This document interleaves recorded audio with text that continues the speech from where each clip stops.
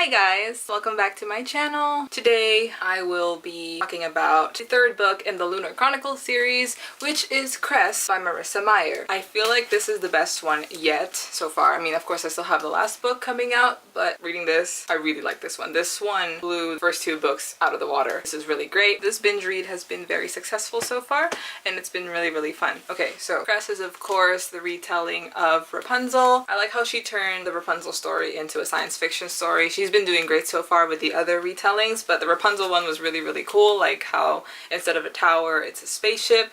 And there's something really cool too for the name of Cress. I recently read another Rapunzel retelling called Bitter Greens, and in that story basically the wife usually is craving for bitter green, which is what a rampion or what a Rapunzel is. Like Rapunzel and rampions are vegetables that are really bitter. Other things that she was craving were these vegetables called watercress. So I thought when I picked this book up, I was like, oh, Cress, short for watercress, so she's named after a plant. But apparently not. She's actually named Crescent Moon, so that makes sense why she would be named Cress. But I thought it was just really cool that she's Rapunzel and she's named Cress. I thought it was gonna be after watercress, like how Rapunzel was named after a vegetable. Anyway, that's a really long side note that I thought I'd mention because I thought it was really cool. So this story, for the non-spoiler section of this review, it's Cinder is now trying to find the hacker that she found in the decom chip that we were introduced to in the first book, and that was Cress. So now she's trying to find her to try and get more information about Levana and about Luna from her to help her try to stop this wedding from happening, like Levana and Kai's wedding. So that's all I could actually say about like the premise of where the story is gonna go. If you haven't read this yet, you have to stop. But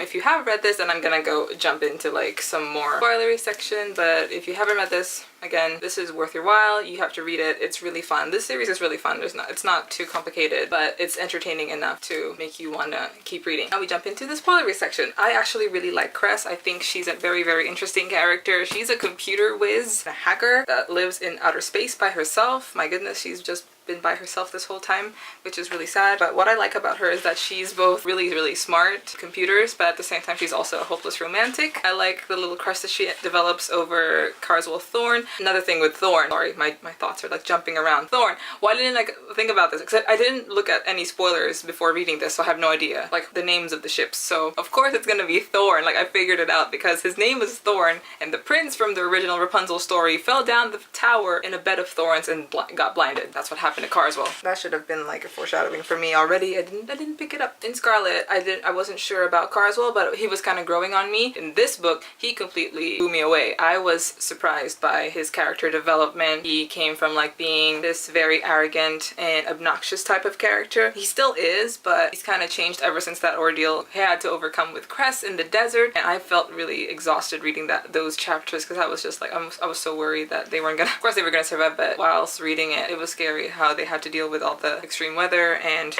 extreme hunger. I love Thorne and Cress's relationship. It was so well written how they had to go through this experience together, and then how are they going to survive together. I really enjoyed reading their relationship. I feel like they're kind of like my second favorite. Kai and Cinder are still my top one, but yeah, they have to be like my second favorite because it's so cute how their relationship develops throughout the story. Also find out about Cress's heritage, and apparently she is Dr. Erlin's daughter. That scene where she finds out, the whole gang finds out that Cress is Dr. Erlin's daughter, it made me tear up a bit because I was really saddened how he never really wanted to give up his daughter, and now he gets to see her, but he's sick, so he can't even like hold her or grow old with her anymore because he's going to die. And that was just really sad that Cress never even got to experience having a family or a proper father. That made me really sad. Oh, we were introduced to a new character named Jason. So Jason was the pilot of Sybil. He got switched with Scarlet because Sybil was injured. So now he is introduced as this even more arrogant character who's very aloof, totally removed from the Rampion gang. So I don't know how to feel about him, especially what he did at the end.